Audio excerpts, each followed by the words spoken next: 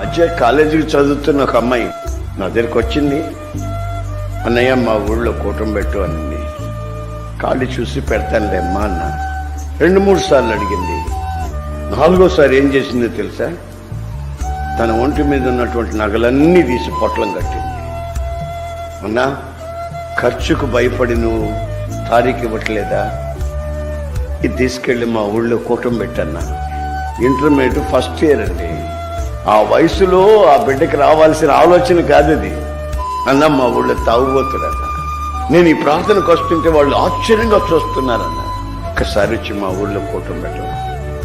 ఆ మాట చెప్తుంటే నా కళ్ళ నిండా నీళ్ళు వచ్చి, నేను డబ్బులు కొరకు కాదమ్మా, ఖాళీ లేక అని చెప్పి మొత్తం మీద ఆ ఖాళీ చూసి ఒక రోజున ఆ ప్రార్థన కూటం పెట్టానండి.